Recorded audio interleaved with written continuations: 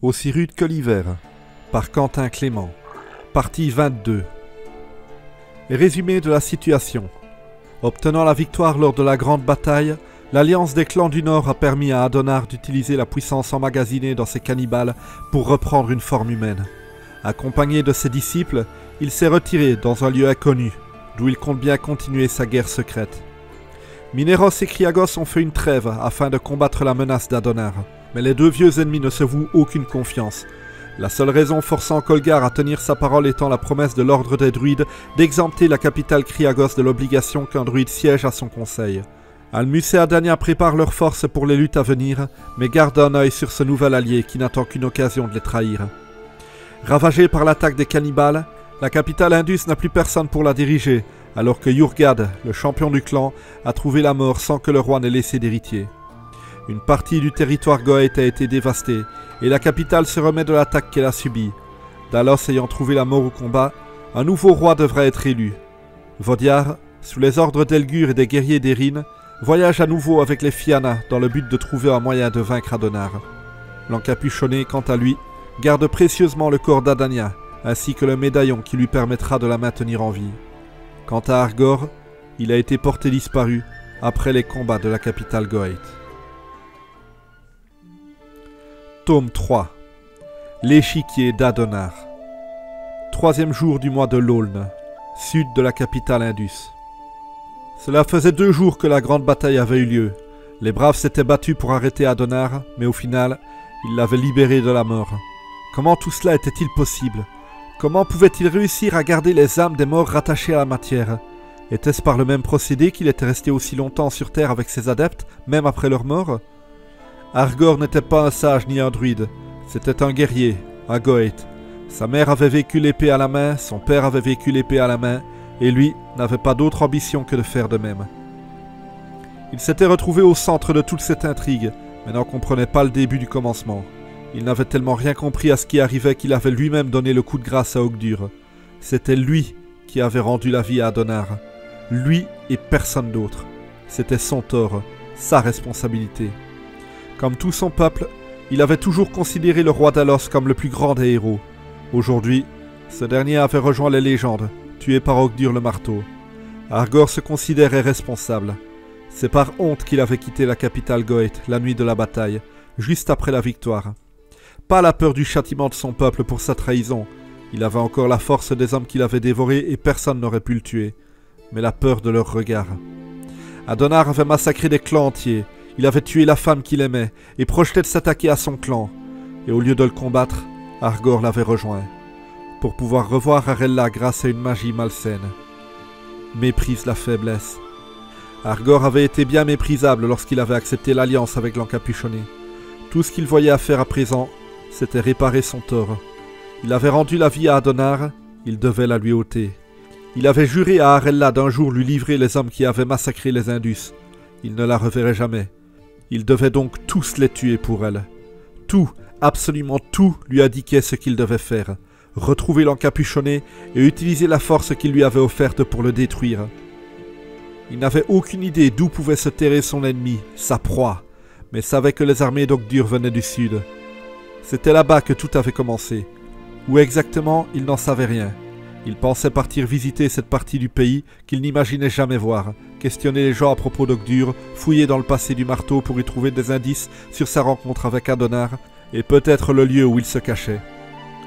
La neige ne tombait plus depuis la grande bataille, encore une chose que le jeune homme ne comprenait pas. Pourtant, elle ne fondait pas. Elle recouvrait toujours le sol de cette épaisse fourrure blanche au froid mordant. L'hiver était encore loin d'être terminé.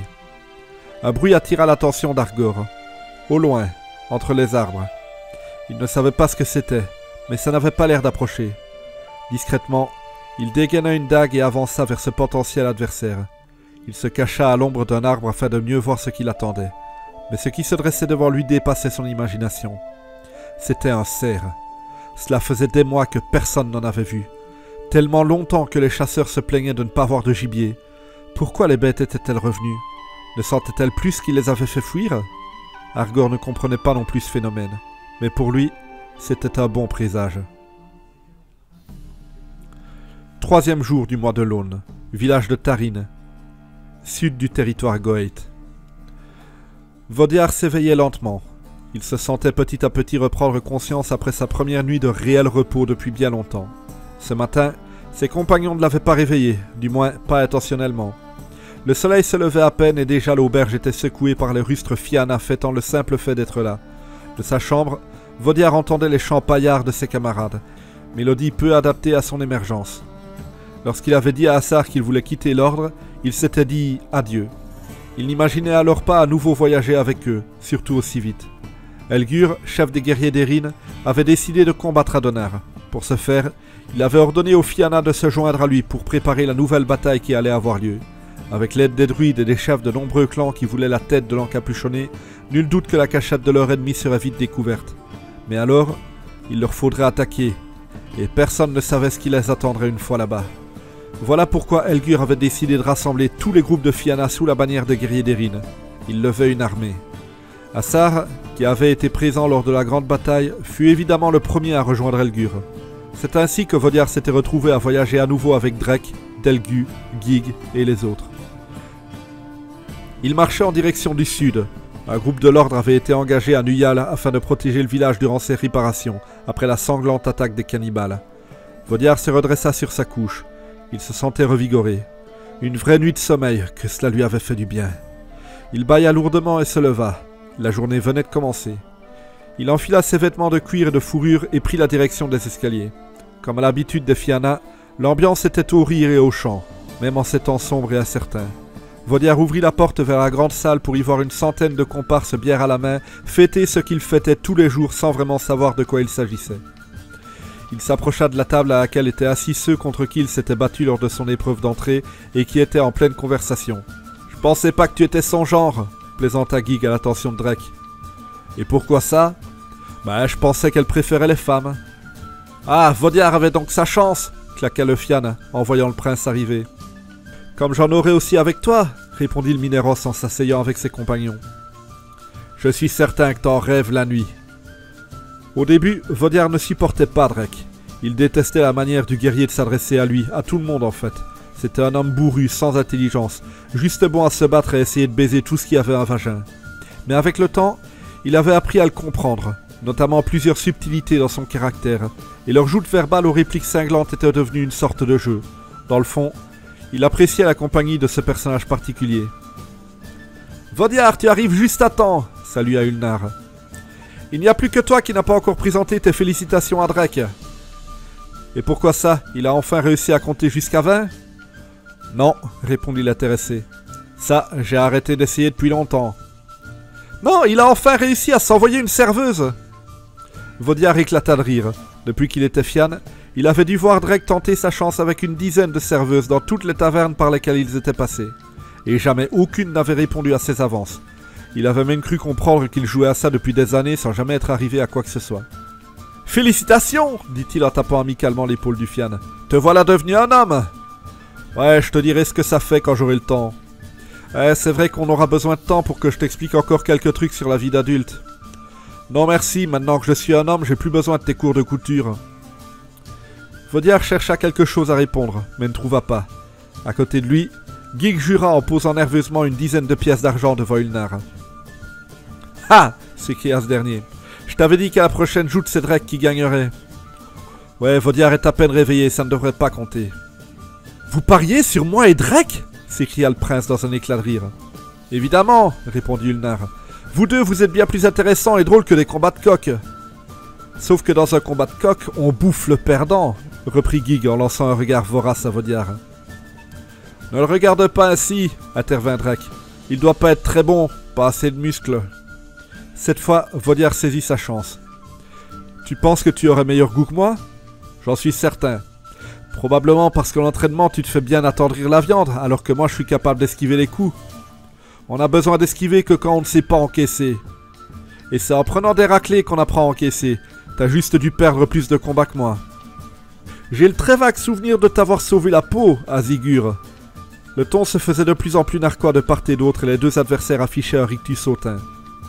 « Zigur, je me souviens pas de cette ville. »« Ah si, je vois, c'est là-bas qu'en essayant d'impressionner une fille de taverne, t'as voulu faire des cabrioles avec un cheval que tu connaissais pas et que t'es tombé le nez dans la boue. » C'était un coup d'estoc incisif et déloyal qui aurait blessé n'importe quel bretteur inexpérimenté, mais Drake connaissait la parade à ce genre d'attaque.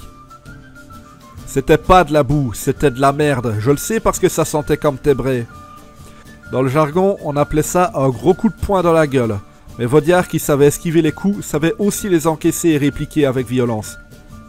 Et c'est à force de lécher des culs que tu connais l'odeur des braies de tout le monde? Crochet du gauche, et le prince enchaîna immédiatement d'un direct à l'estomac. Je parie que les tiennes de Bray doivent sentir la merde comme les autres, mais sûrement aussi quelques effluves de pisse d'animaux, vu que tu as plus de succès avec eux qu'avec les femmes. Drake, harcelé de coups de poing, recroquevillé dans un coin, ne trouvait pas le moyen de contre-attaquer et se contentait de se défendre comme il pouvait. « Je me suis quand même fait une serveuse cette nuit, je te rappelle. » Et là, le prince l'acheva. « Ouais, et ça m'étonnerait franchement qu'elle ait joui. » Coup au testicule, au figuré, mais cette fois aussi au sens propre. Sous l'attaque, Drake resta bouche bée. Là, il ne trouva rien à redire. Ulnar posa la main sur les pièces d'argent que Gig avait placées devant lui un peu plus tôt et les rendit à leur ancien propriétaire. « Ben voilà, déclara ce dernier, une fois réveillé, c'est mon coq le plus hargneux. » Et quand on parle de la louve, une serveuse arriva à leur table. La serveuse. Vaudiard la jaugea brièvement. Grande, brune, elle avait un visage rond assez joli et de magnifiques yeux azur. Elle avait les hanches charnues et les formes d'une femme ayant déjà mis au monde 3 ou 4 enfants. Elle était belle, bien plus que ce que Vaudiard imaginait possible que Drake puisse trouver un jour. « Dinara !» l'interpella Gig d'un ton malicieux. « Justement, on se posait une question. Drake t'a fait jouir ?» La femme parut s'offusquer de la plaisanterie d'un goût douteux, et qui n'avait pour but que de la mettre mal à l'aise, elle et aussi Drake. « Je vois vraiment pas en quoi ça te regarde, » répondit-elle sèchement. Voyant son but atteint, Gig assista. « Allez quoi, on veut juste en savoir plus sur la virilité de notre compagnon. » La serveuse le regarda de haut et répondit d'un ton incroyablement condescendant. « Les hommes sont tous les mêmes, obsédés par leur stupide virilité. »« Et alors, vous êtes exactement les mêmes ?» répondit Gig qui supportait mal le sentiment de supériorité. « Je vois vraiment pas en quoi on est comparables, trancha-t-elle, ajoutant le sourire hautain qui lui manquait pour être parfaitement irritable. Qu'une femme s'attaque à la virilité d'un homme, de la façon la plus stupide qui soit, et il s'énerve. Il suffit de dire qu'il a une verge minuscule ou qu'il est mauvais au pieu, et il est touché là où ça fait mal. » Mais Gig n'en démordait pas. Exactement la même chose avec les femmes et leur féminité. Il suffit de dire qu'elle prend du poids ou qu'elle a un gros nez et elle se vexe. C'est tout aussi stupide. Quant au fait d'être bon au pieu, un jour pour rigoler, j'ai fait semblant de bâiller au milieu de l'acte. Je t'assure que ma compagne du moment a failli me tuer. Elle ne m'a jamais réadressé la parole. Vous êtes les mêmes que nous en fait, aussi stupides et vaniteuses que les hommes. Va te faire foutre, s'offusqua la serveuse, qui n'appréciait pas que ses semblables soient rabaissés à l'inférieur niveau des hommes. En fait, ce soir, c'est toi qui vas aller te faire foutre. Par contre, je sais pas par qui, répondit Gig. Rageuse, elle se tourna vers Drake. Tu le laisses me parler comme ça? Mais ce dernier haussa les épaules. Ben en fait, c'est toi qui le laisses te parler comme ça. La femme ne répondit pas, se contentant de grogner nerveusement en quittant la table, sans avoir pris la commande. Tout à coup, dans un brouhaha de chaises glissant sur le sol, tous les fianes se levèrent comme un seul homme, alors qu'entrait Elgur, chef de l'ordre des guerriers d'Erin, dans la grande salle de l'auberge. Une fois le calme plat obtenu, il prit la parole. « Je sais que les dernières semaines ont été difficiles, » expliqua le supérieur que tous écoutaient. « J'ai tenu à vous laisser vous reposer cette nuit et ce matin, mais sachez que ce qui nous attend sera pire encore. Notre ordre est en guerre contre Adonar l'encapuchonné et il est de notre devoir de rassembler nos frères. Les plus proches sont à Nuyal, mais d'autres sont à l'autre bout du pays, et le temps nous est compté. Nous ne connaissons pas les plans de l'ennemi, mais savons qu'il est en avance sur nous, alors nous n'avons plus de temps à perdre. J'espère que vous avez profité de cette nuit, car vous ne vous reposerez plus avant longtemps. Nous quittons Tarim dans 1 heure, soyez tous prêts. » Et Elgur quitta l'auberge. Les Fianna qui n'avaient rien à boire se mirent en route pour préparer leurs affaires, les autres vidèrent leur chope d'un trait et tous se mirent au travail avec une discipline que l'on n'aurait pas imaginée un instant plus tôt. Mais Elgur avait raison. Adonar était un adversaire puissant, il l'avait déjà prouvé, et l'heure n'était plus aux réjouissances. Très vite, le sang allait couler, et les terres de l'Arc auraient besoin de tous les héros possibles pour les défendre. 7e jour du mois de l'Aulne, capitale Goeth. Razar et Obran observaient le bûcher funéraire sur lequel le corps inerte du roi d'Alos était étendu en attendant de disparaître par le feu. Il avait fallu 1 semaine pour que la nouvelle de sa mort héroïque fasse le tour du territoire Goeth et que les différents vassaux envoient des délégations afin de rendre hommage et dire adieu à leur roi et héros. mais aussi afin de savoir qui allait être son successeur. La tradition voulait qu'un guerrier du clan affronte en combat singulier le roi et le mette à mort afin de prendre la royauté. Pratique barbare selon certains, pas selon les Goeths. Ils expliquaient que l'honneur d'un roi était de mourir au combat. S'endormir paisiblement dans son lit une fois l'âge atteint était triste. Pourquoi refuser au roi l'honneur qui était donné à n'importe quel guerrier? Dans la loi Goeth, l'homme le plus fort du clan était roi. Dans la pratique, le souverain, sentant son âge approcher de sa fin, nommait un successeur qu'il jugeait digne de lui, l'affrontait et mourait en tenant une dernière fois son épée. C'était une façon plus civilisée de passer le flambeau, tout en respectant les lois et traditions du clan qui se faisaient vieilles. Mais Dalos était mort au combat. Aucun homme de sang Goeth ne pouvait plus le tuer, ce qui ne laissait plus qu'une solution au couronnement d'un nouveau souverain. Qu'un seul moyen de connaître le plus fort du clan, le tournoi. C'était une compétition brutale et très ritualisée, où les champions de tous les villages du territoire s'affrontaient en combat singulier pour le pouvoir sur le clan. Parmi ces guerriers, 3 sortaient du lot et méritaient que l'on parie sur eux. Erdur, le champion de la capitale, pupille de Dalos, qui avait combattu lors de la grande bataille et déjà fait ses preuves en administrant le clan lors des nombreux voyages de l'ancien roi qu'il avait nommé successeur. Derin, champion du village de Tarin, connu et reconnu pour sa sauvagerie au combat, mais aussi pour le soin qu'il portait à ses hommes et le respect qu'il inspirait naturellement. Et enfin, Danya, championne de Magur, passée maîtresse dans l'art de la stratégie, comprenant parfaitement le monde politique, mais rivalisant aussi de force avec n'importe quel guerrier, même Derin. Razar, lui, était le chef de Tarin, et Obran, celui de Magur. Leurs champions respectifs étaient tous deux aptes à devenir rois, ce qui faisait d'eux des rivaux. Razar était un petit homme d'une quarantaine d'années à la musculature sèche. Son visage agressif aux traits en lame de couteau rasé à la perfection et surplombé d'une rêche et courte chevelure blonde ne lui offrait aucune sympathie. Il était un homme dur et sec, qui avait 100 fois fait ses preuves sur un champ de bataille et gouvernait son village d'une main de fer, mais avec une inébranlable loyauté envers ses sujets. L'un de ses ancêtres avait été roi du clan Tarin, et il considérait sa place de chef de village comme une insulte. Aussi voulait-il par-dessus tout voir un homme qu'il avait formé atteindre le rang qu'il aurait dû avoir. Obran, lui, était un grand homme tout en muscles et en poils. Sa carrure haute contrastait avec celle de Razar, et ses longs cheveux ondulés, noirs comme le charbon, se perdaient dans une barbe hirsute et épaisse. On devinait un sourire narquois perdu dans ses poils. C'était un homme sûr de lui, très porté sur la boisson, le sexe et tous les plaisirs de la vie. Il avait engendré une dizaine d'enfants, légitimes ou non, mais prenait sa charge avec un inébranlable sérieux. Honnête et droit, il pouvait totalement changer de personnalité lorsque ses responsabilités l'appelaient, pour passer d'un coup de compagnon de beuverie à chef charismatique et respecté. Alors que son apprenti mettait le feu au bûcher, le druide Tilga monta sur une estrade et prit la parole d'un ton solennel qui cachait mal un certain chagrin.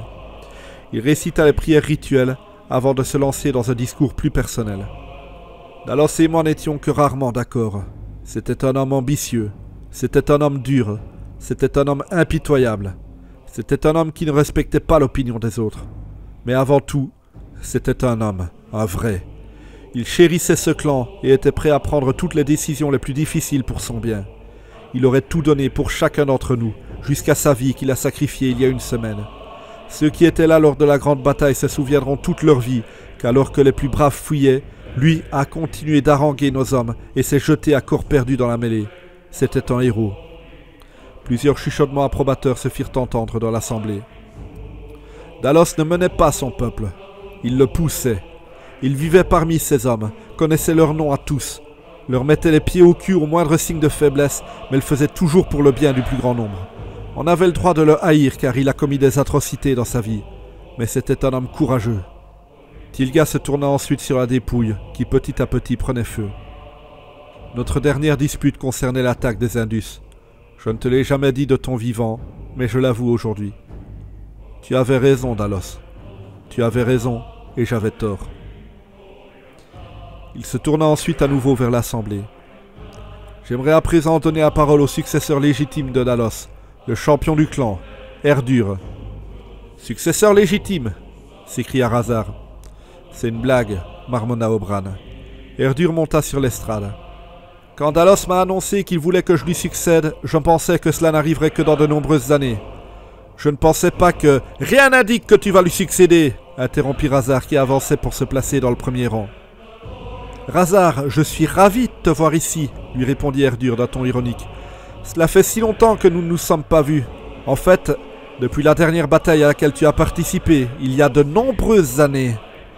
Un rire moqueur parcourut la foule et le chef de Tarim se crispa. Ce n'est pas mon procès que nous faisons ici. Nous choisissons le successeur de Dalos. On n'est pas ici pour nommer un roi, lui répondit la voix d'Obran, trop content de pouvoir discréditer son rival. On est ici pour dire adieu à un héros et lui rendre hommage. Puis il se tourna vers Erdur. Mais le petit a raison, il est encore prématuré de te dire successeur de Dalos alors que des champions pourraient très bien recevoir cette tâche. Le petit va te retourner la gueule, s'excita encore Razar. C'est ça, répondit Obran d'un ton calme. Suce ma grosse bite juteuse, toi. Mes amis, s'il vous plaît, calmez-vous, intervint Tilga qui remontait sur l'estrade. Comme l'a dit Obran, nous sommes ici pour dire adieu à Dalos. Les préparatifs du tournoi se feront dès demain et je vous assure qu'aucun champion ne sera lésé. Et je vous montrerai pourquoi c'est moi que Dalos a voulu pour successeur, s'emporta Erdur qui se sentait publiquement insulté. Qu'ils se présentent, les champions que je vais écraser, j'aimerais les voir. Derin, champion de Tarim, présenta Razar. Derin était un homme qui approchait de la trentaine. Roux, ses cheveux coupés courts en bataille affinaient les traits sympathiques de son visage. C'était un bel homme, à la figure virile et au regard franc. La cicatrice qui barrait son menton accentuait encore son apparence de guerrier. « Et Dania, championne de Magur !» ajouta Obran. Elle avait l'âge de Derin, la même beauté aussi. Brune, ses yeux verts et son sourire enjôleur pouvaient terrasser un homme qu'elle voulait séduire, alors que Sage pouvait faire de même avec ses adversaires. C'était une battante, habituée à obtenir ce qu'elle voulait d'une manière ou d'une autre. Fière d'elle et orgueilleuse, c'était le genre de personne qui n'avouait jamais avoir tort. C'était une femme intelligente, qui savait exploiter les faiblesses de ses ennemis, aussi bien sur un champ de bataille que dans des réunions politiques. Le champion de Tarim s'avança. « Je ne désire pas m'inscrire au tournoi, déclara-t-il à la surprise générale. Erdur l'interrogea du regard. Aussi Derin lui répondit. « Non pas que je doute une seule seconde d'être capable de te vaincre, toi et l'autre femme, mais Dalos était un héros qui a sauvé ma vie à la bataille de Goras. Ce n'est un secret pour personne qu'il aurait voulu te voir monter sur le trône. Ne pas m'interposer, c'est ma façon de lui rendre hommage. » Erdur lui sourit et hocha la tête en remerciement. Il était heureux de voir que le peuple goëth respectait encore la mémoire de son roi héros, et que tous ne sautaient pas sur une occasion vénale de gagner du pouvoir. À côté de Derin, Razar fulminait. Il avait présenté son champion comme concurrent au tournoi et ce dernier lui tournait le dos. « C'est une parodie de nos lois !» explosa-t-il. « Derin, tu m'insultes publiquement! Je vous assure que je n'en resterai pas là !» Et le chef de Tarim quitta l'assemblée d'un pas rageur. Personne ne le retint. Dania observait Derin d'un œil circonspect. Son rival venait de se désengager de la compétition par respect pour la mémoire d'un héros. Pourquoi allait-elle passer si elle se montrait plus vénale que celui qui lui était opposé? « Je me retire également, déclara-t-elle à son tour. Dalos ne m'a peut-être jamais sauvé la vie, mais je n'ai pas besoin de ça pour savoir quel grand homme il était, et refuser de m'interposer entre lui et sa volonté. T'es sûr de toi? Demanda Obran, chef de son village. Oui, certaine. Tu fais une erreur. Tu vas y réfléchir et crois-moi, dans 2 ou 3 jours, tu reviendras sur ta décision. Un instant passa, puis Tilga reprit la parole. Y a-t-il d'autres candidats? Quelle question. Après que les 2 favoris se soient retirés pour l'honneur, personne n'aurait osé passer pour un opportuniste en se présentant. Et quand personne ne répondait, Erdur reprit son discours. Je suis heureux de constater à quel point vous respectez la mémoire de Dalos. Mais il y a autre chose à faire que de simplement ne pas s'opposer à sa volonté quant à sa succession. Nous devons venger sa mort. C'est pourquoi en son nom, je déclare celui qu'on appelle Adonar l'encapuchonné, ennemi de tous les Goëths. Je vous le jure, nous allons le traquer, nous allons le trouver, et nous lui ferons regretter d'avoir lancé ses ombres et ses cannibales sur nous.